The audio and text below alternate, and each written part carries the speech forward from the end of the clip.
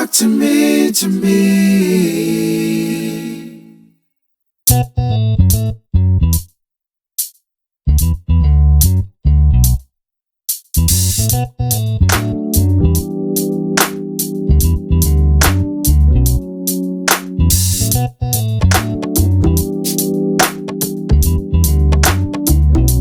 Majestic talks. Come and talk to me.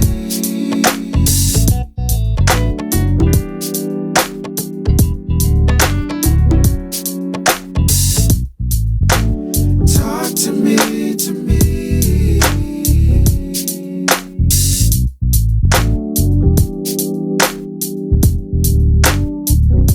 Majestic talks. Come and talk to me.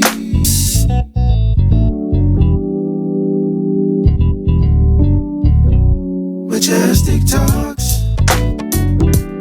Come and talk to me.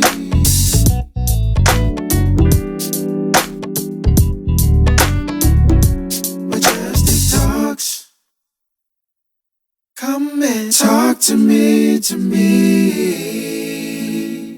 Hello, everyone out there. This is the Majestic Talk Show. I'm your host, Latasha Morgan, certified Christian life coach, certified professional life coach, board certified master Christian mental health coach, and a whole lot of other goodies, y'all. Welcome to the show. Today, our topic is family matters, spousal grief. We have a guest, Melanie Anderson, who is a licensed clinical social worker, and she owns her own telehealth private practice, Renew Reflections. Hello, Melanie. How are you doing today? And welcome to the Majestic Talk Show. Hello, thank you for having me. Oh, thank you for being here. I'm glad that you're here.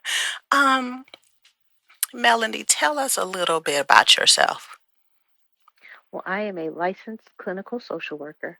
I provide individual therapy services to people in the state of Georgia. I'm based out of the Metro Atlanta area, and I've been doing that for, I think, 13 years this year. Okay, good. So what do you do in your spare time? Ooh, in my spare time, I'm a soccer mom. Mhm. So I go to soccer games for my son. I enjoy working out. I enjoy spending time with family and friends, shopping when appropriate, traveling as well. Okay. So you on your own business, Renew Reflections LLC, but Yes. you're off the topic for today's spousal grief. Tell us why you wanted to be on the show about spousal grief. Well, because in April 23rd, 2020, Mm-hmm. I lost my husband very unexpectedly. Mm-hmm. And so I wanted to just share my story with other people out there who may have had a significant loss and just discuss how I was able to maneuver through that and come out, I'm still, grief is still an ongoing process, but Mm-hmm. definitely showing how I was able to work through that, Okay. in the midst of a pandemic. And on top of that. Yeah, Yes. that's a lot. So tell us the Mhm. story behind the loss of your husband. Tell us when you met. Start from there. Start from where, I'm sorry? Start from when you met. Tell us a little bit about it. Oh, when we met. We used to work together. He was a teacher. He was Mm-hmm. an elementary school teacher. And I did almost like a social service position in an elementary school. So we worked there. He was from New Orleans, Mm-hmm. originally came here to Georgia as a result of Katrina. Mm-hmm. So it's interesting, Katrina was a horrible thing, but silver lining, Katrina is what brought us together. Mm-hmm. Because we moved here at the same time. I'm originally from Rochester, New York, and he's from, like I said, New Orleans.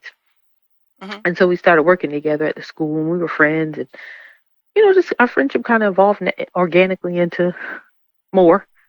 Um, and we eventually got married and had a son in 2012. And so we really had a really great marriage. He was my best friend, fun, laughed. He was just a fun guy. He was like I said, he was an elementary school teacher, but he also owned his own business, and he was had a production company, did mobile DJing and lighting and all kinds of tech stuff.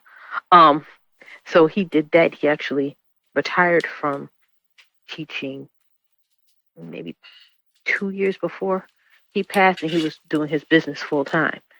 Um, and so he was really known in the community, um, all kinds of gigs, things like that. We would help him out. He had photo booths, so it was almost developing into a family business a bit. So yeah, he was just a great guy. Just everybody. He was a member of Omega Psi Phi, so he had his frat brothers and everything. Just really a positive, upstanding guy in the community here and back in New Orleans. He was just very well known, very well loved. So, when he died, how was the grief for you? What? You said, how was the grief? Mm-hmm. What was your experience of grief in his passing? What was that like for you? Well, it was very sudden. Just a little. I guess I'll just give you an overview. Mm-hmm. All the kids were home from school, so he was, he's the teacher, so he was gonna come back home um and get my son started on school. Mm-hmm. And I was working from home, so I'm doing, video therapy from my house. And he was going to his physical therapy appointment, and so he said, "Yeah, I'll be back." I said, "Okay, cool." And he never came back. And so I said, "Something's wrong." I'm texting, I'm calling, he's not answering. It's not odd. We're not like fighting or anything. So just something, just like this not right, this not right. And so I'm calling friends, family, just like, "Have you heard from Derek today? Have you heard?" And they're like, "No, I haven't heard from today." So long story short, I find out where, because I didn't really know where the physical therapy office was, where he was going. He just was going. And I found where it was, had my son in the car. And he took my car. He took my car that day. And so I took his car. And I pulled up and I seen my car in the parking lot. And when I pulled up, I seen him slumped over in my car. Mm-hmm. And he was gone by that time, because he had been sitting there for a while. And so I call, I'm calling, running in the physical therapy office, asking, screaming, telling people to call 911. But by that time, he was gone. And so I often say I woke up a wife and I went to bed a widow that day. Mm-hmm. And I had no idea that was going to happen. And so it was just so sudden, just so in shock. It just didn't seem real. You're just in disbelief that I'm calling people, and I had no idea. I didn't plan a funeral, how any of that. Like, just what's going on? We, and like I said, in the midst of a pandemic, we just trying to stay safe. And now I'm having to rearrange my whole life. And so the grief for me was really, it was, I mean, as understandably so, it was hard. But I'm kind of a person that is very task oriented, I guess. Mm-hmm. And so just one thing after another. Let's get through this. Let's get through this. I need this done. I need this done. And that's kind of how I got through the first days. And my family was immediately here. Called my mom. She was like, "We on the way." They was down here within 24 hours. And just so it was just leaning on my network, leaning on the Lord, like, just, Lord, why? Like, what was, just asking for strength, because I had no idea how I was going to move. My son, like, how am I going to? I didn't sign up to be a single mom. So how, to raise a son at that, a young black man by myself, like, it was just a lot. So it was very overwhelming at first, very overwhelming.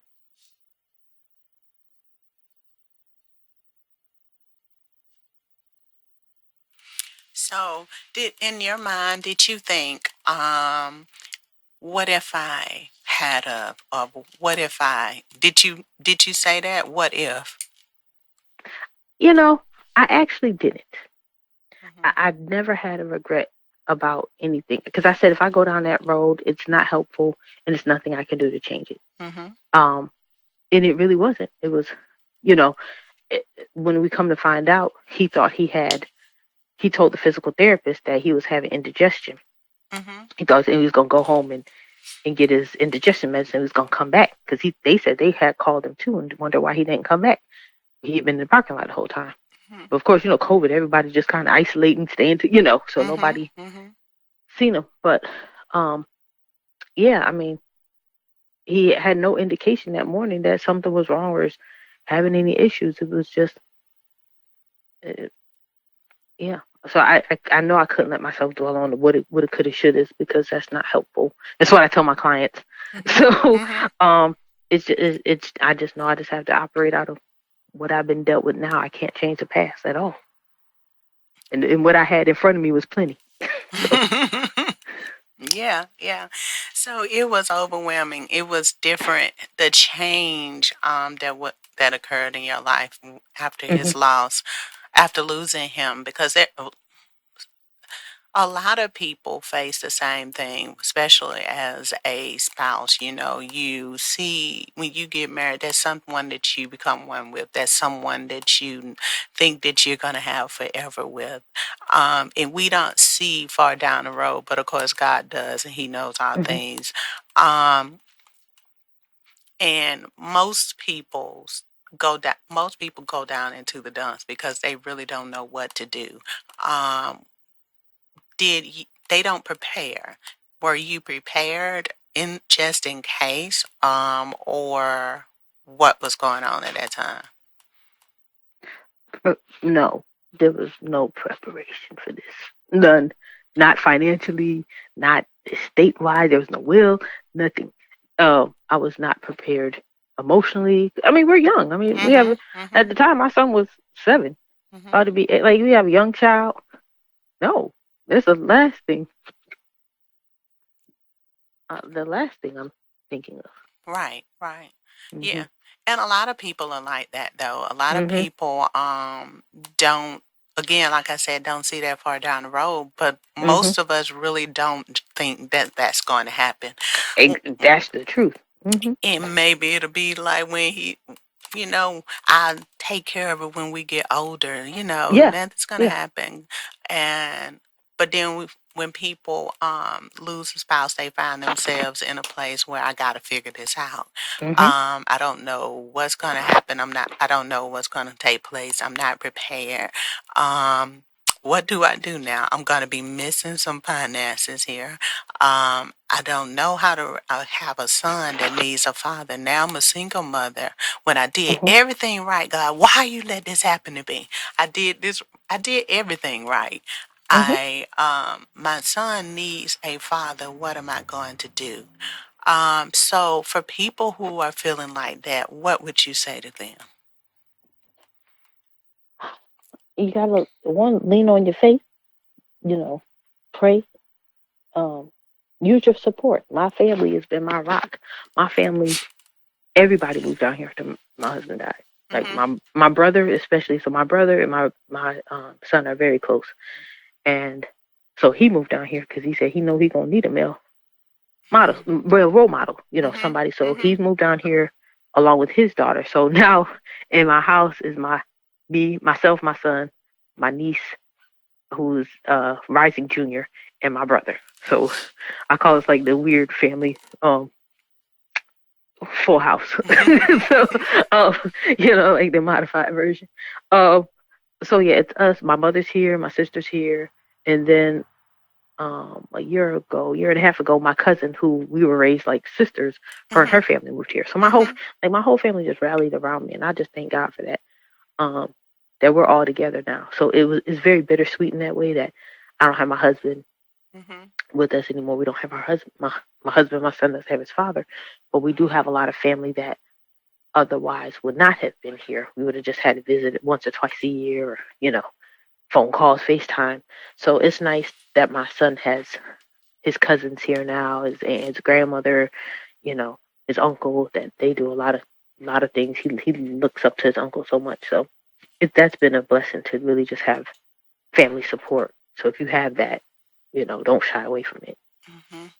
Yeah, because a lot of times we do think that we can do it on our own, Oh yeah. and you're like, okay, well, this is not anybody else's problem. I'm Mhm. responsible for doing this. Mhm. This is my child. I got to figure it out. Yeah. But people are out there waiting and willing to help Mhm. you, and that's amazing that your family just moved down here Yeah. and gathered around you, and Mhm. that's why family matters. Family does Absolutely. matter. And that's why it's important to have a family that's going to be doing it. You know, it's good to have a family that's going to be willing to support you. And that's what we Yes. should do as family. We have to get back to that, especially as Black people. Mhm. We have to Absolutely. get back to that family support system like we used to have, well, people used to have years ago. Um, so that's good. That's great. You have support. So everyone that goes through any kind of grief really Yes. should Yes. Absolutely. have the support they need. Mhm. And if you don't have family, and if it's not found in your family, I'm sure there are people, friends, there are support groups you can go to Yes. that will help you online, in person, whatever way, Mhm. however you want to do it. Counseling, all of those things are support. Yes. Churches. Mhm. And it's imperative that all of that is in the church as well, because that is beneficial to people as well, because that's family too. The church is family. Absolutely. So Absolutely. it is imperative that we have support. That's good. So with your support system, you're able to continue to do the things you used to do, even though a single mother. You're still able to do the same things you used to do because of the fact that you have that support system. Right. Right. Okay, that's good. That's good. Um, so what do you wish you had have done differently? So I wish. Go ahead. I'm sorry. you you said that there was nothing in place to Mhm. prepare you for this moment. It Mhm. is said that grief is better when the spouse is prepared, when things are in order. It's Yes. better, not that you won't have it, it's just better because Mhm. there's less things to worry about. What do Exactly. you what do you wish you had have done differently? I Not this. definitely wish we would have had um a will in place. Mhm. Um. More life insurance. Mhm. um. It was.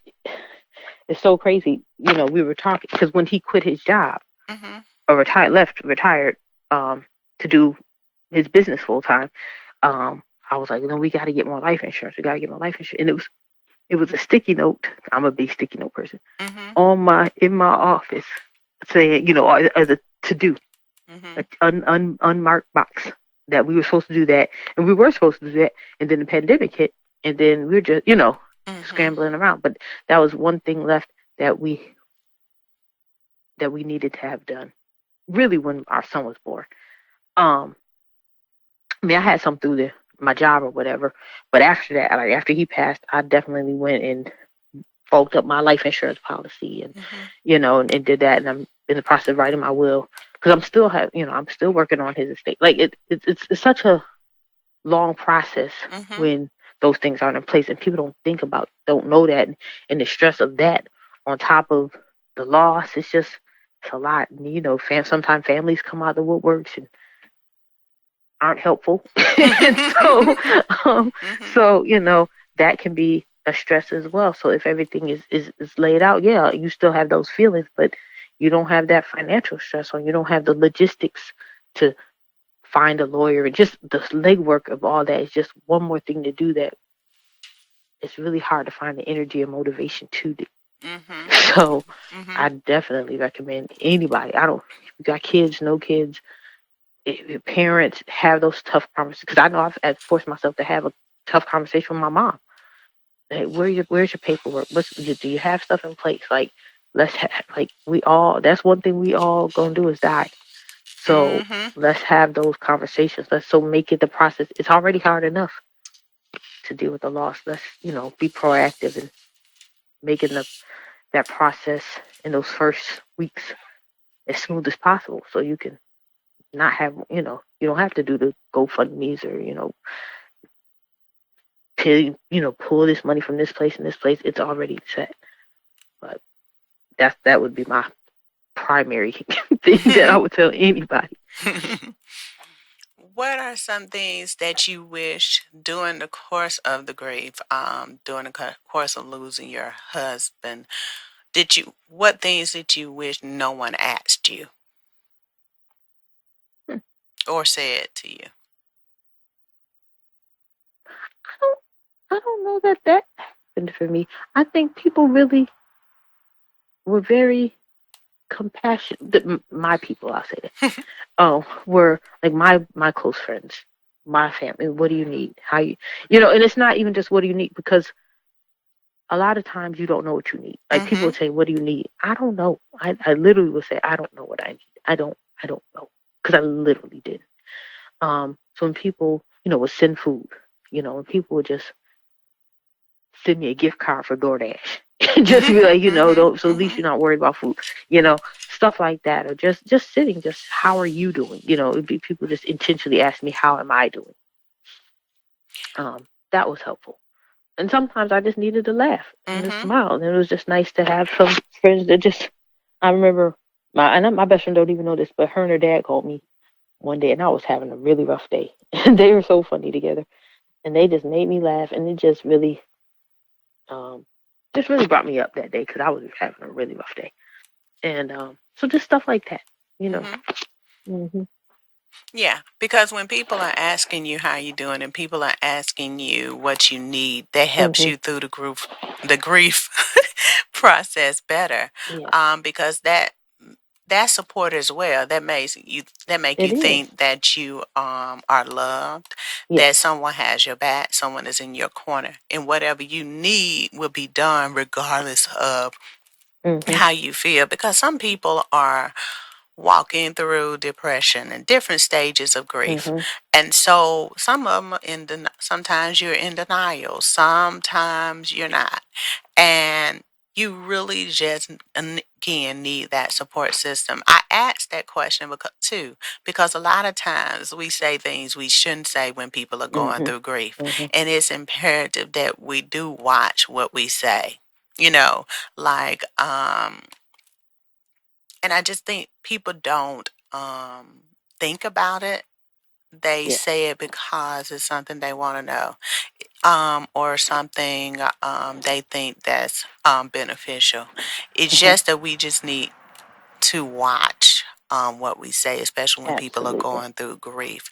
Pay attention to them, how they're feeling, and see what needs to be done in order for them to get better. Don't allow them to sit in grief for a long period of time, though. You don't want them to just be stuck. You don't want them to go into let it consume you. Go into long term, because then it'll be detrimental. It could be detrimental to them. Oh, absolutely. I think just being a therapist, just knowing what I know, I think is kind of protecting me in that way too. And just understanding how grief works, and just allowing myself to feel what I needed to feel when I feel it, and just not holding it in. Some people like to be strong. I really work hard to fight that narrative of what strong looks like, especially for Black women. That it's okay to cry, it's okay to let it out, it's okay to not be okay. I'm just because I'm not okay today doesn't mean I won't be okay tomorrow. But I think just, and because I ended up, I went to therapy. Because I just needed a place to process and kind of wrap my head around what was going on. So that was very helpful for me to go, and I knew that I needed that. So it's okay to reach out, and get therapy and just kind of talk some things through. In a place of, because sometimes, like you said, the family or people say things and they don't know. They mean well sometimes. Sometimes people just don't think before they say things. But just it's nice to just have a safe space to just let things out and just be honest and raw when you need to. And so that was very helpful as well to do that. Oh, so you mean Black people should go to a counselor? Yes, I'm definitely gonna say that, especially when I won't keep my job. But yes, absolutely, absolutely, we need therapy. Everybody needs therapy. Therapists need therapy. I mean, it's so helpful. I mean, it was just so helpful. It's interesting. I as my therapist reflected back to me about me being resilient, and it was very interesting because that's strong narrative. You just got to keep holding on and not letting anything out. When you do that, you internalize it and then you just get worse. Mm-hmm. And so I knew, and I know that, as a therapist. And so I wanted a place to just let things out. And then when she explained to me how resilient I was, and I said, wow, I never really thought of myself like that. Mm-hmm. It's just, and the fact that she compared it to a palm tree. So palm trees are kind of my thing now, where the palm tree in a storm, it bends, but it doesn't break. And that resonated with me so bad. She's like, the storm will come. You notice, you see the palm tree swaying back and forth. It looks like it's going to break, but it doesn't. And I said, she said, that's you. And I said, oh my gosh, that is me. So, and so the resilience that I used with all my faith and my family and just prayers and a lot of things that wrapped around me that I would never have thought I would have been able to get through something like a trauma and to not even be I can tell the story. I'm not traumatized by what I saw. And you think you see your spouse dead in your car. I still drive my car. Mm-hmm. I still, like some people just sold a car. I don't. I said, no, that's a perfectly good car. Mm-hmm. So the fact that I'm able to do, I mean, I think that resonates a lot. That I'm able to still get in that car. Still, it took a while. Don't get me wrong. I'm not gonna say I jumped right back in it, but I still have that car. That I was able to see that, and that I was able to move forward despite having that horrific experience and it not have shattered me. It has not had broken me. Just speaks a lot to whose I am, who I'm around, who loves on me, who poured into me. So yeah. That's good, honey. You a palm tree. You a bend, but you won't break. I won't Ooh, break. that's a word right there, isn't it, producer? Somebody might be preaching this in the morning. That was on Sunday. But yeah, that is good though. That is good. I've never heard anyone explain resilience like that. You're a palm tree. When the wind blows, it moves, it bends, but it doesn't break. Wow. But we always think that's going to happen to us when we're facing not only grief, but different circumstances Right. and situations. They come to make us stronger, not to destroy us or to kill us. Right. Okay, so we have 2 minutes left on this show. Okay. Oh, well, we have 1 minute left. Sorry. All right. We have 1 minute left on this show. Yes. I want you to speak to the people out there that may be experiencing any kind of grief or any situation in their lives. What's one thing you'll tell them? Reach out for help. It could be to your higher power. It could be family. It could be a therapist. You don't have to go through things alone. Like a lot of times, you want to do it. I got it. But just being strong actually means being vulnerable. Mm-hmm. And so that's what I was saying by redefining strength. It means being vulnerable. And sometimes in those safe spaces, giving yourself permission to be vulnerable, because that's how you heal. That's how you can move forward. I don't like to use the term get over because these things help make us define who we are, but we don't have to get over, but we can move through it. And so just reach out, seek support, get help. Yes, y'all. Yeah, get help, seek support. I really do appreciate you being on the show today, and that is so Thank you for true. having me. You're welcome. No problem. Anytime you can come back. I've enjoyed myself. I enjoyed you as well and had a great conversation. So people out there, you've heard it from the licensed clinical social worker herself, the person that has experienced spousal grief. Get help if you need it. It's okay to grieve. It's okay to cry. It's okay to be vulnerable. Pay attention, people, to your loved ones. Be the support they need.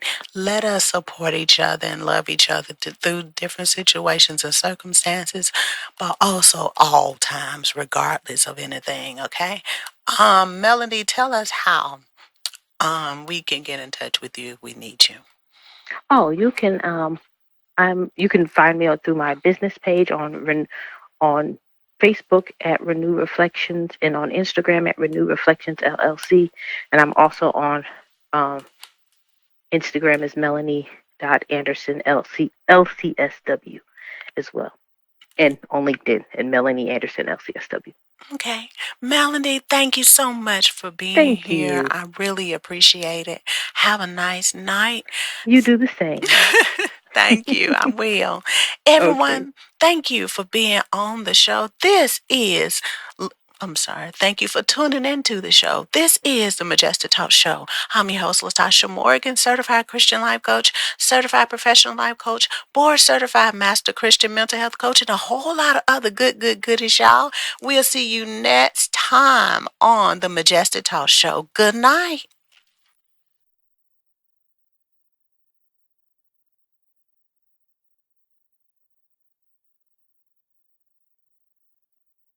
Talk to me.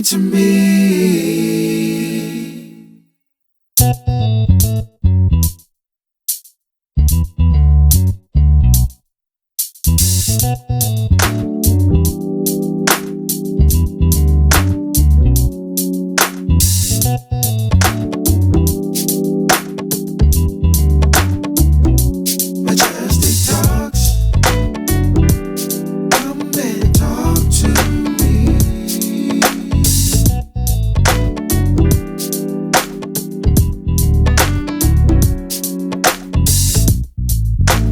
Talk to me.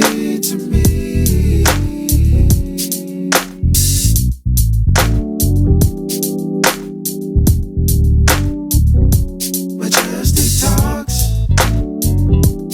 Come and talk to me.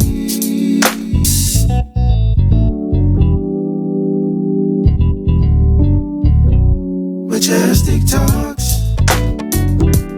Come and talk to me.